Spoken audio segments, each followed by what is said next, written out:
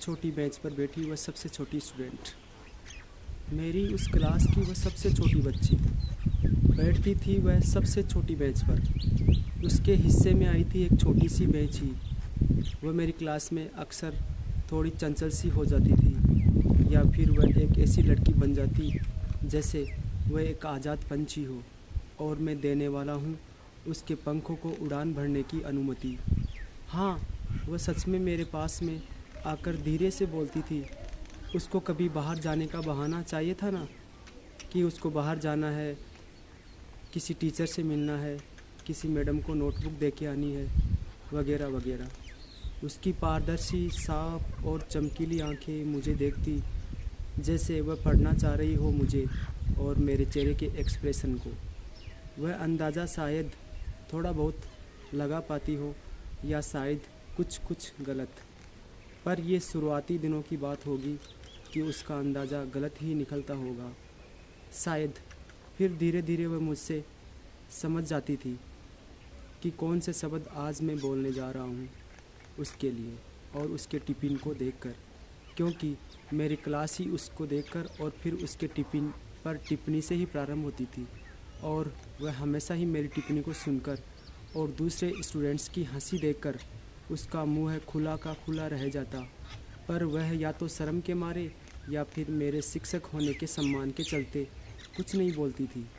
मेरी उस क्लास की वह सबसे छोटी बच्ची कभी किसी दिन मेरे पढ़ाए हुए से खुश होकर आ जाती मेरे पास और टॉफ़ी देते हुए कहती, लो सर, आपके लिए, आपने आज बहुत अच्छा पढ़ाया ना।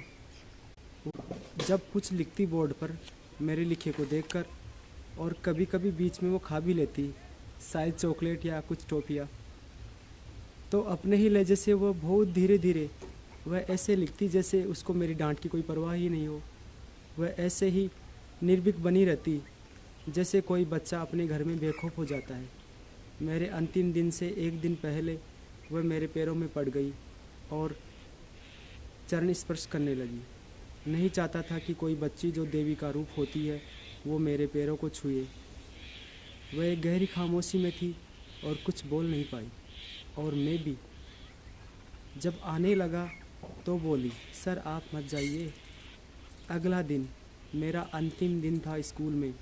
उस क्लास में मेरे अंतिम उद्बोधन के बाद वह आंसू बहा रही थी और सबसे आगे बैठी थी। उसकी वही चमकीली आंखें और गीली आंखें बोल रही थी।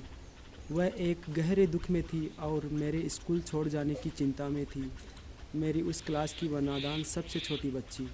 हुआ जब टिफ़िन का वक्त, उस दिन मैंने टिफ़िन पर कोई टिप्पणी नहीं की थी।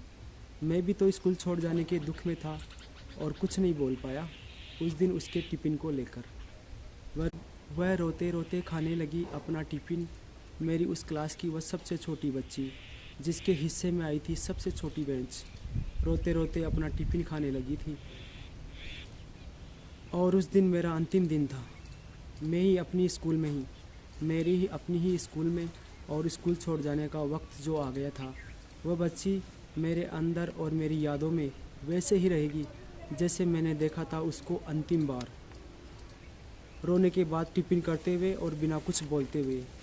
मेरी उस क्लास की वह सबसे छोटी बच्ची बैठती थी वह सबसे छोटी बेंच पर, क्योंकि उसके हिस्से में आई थी सबसे छोटी बेंच, सबसे छोटी बेंच।